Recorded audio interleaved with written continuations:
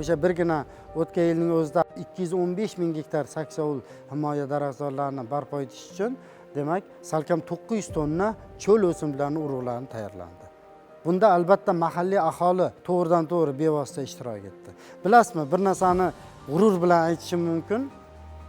Har mavsumda mana ayni saksovul ekish payti noyabr, dekabr urug'i tayyorlanib, dekabr, yanvar, fevral, o'sha martda ham o'sha ayni qish paytida urug'lar teriladi, urug'lar tayyorlanadi va ekiladi. Nimaga? Sababi Qoraqalpoq, Mo'ynoq tumaniga borsangiz aytishadi, shu saksovul urug'ini so'rasangiz juda yaxshi bilishadi.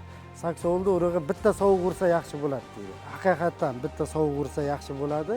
O'shani biologik jihatdan xususiyati, rivojlanish xususiyati va ular haqiqatdan yetiladi. Buni sizdan, bizdan, kerak bo'lsa mutaxassislardan yaxshi biladi mahalliy aholi va ular ko'tarinki ruhda bizni kutib turishadi. Urug' tayyorlashga katta ko'mak berishadi.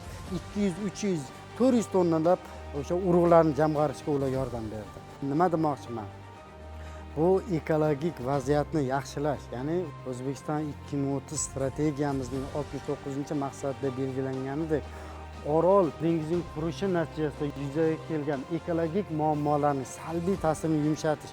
Buning uchun o'sha yaratiladigan yashil qoplamalarda eng yutug'imiz o'sha mahalliy aholi yurak-yurakdan his qiladi. O'zlari xohlab kelishadi mana shu narsaga.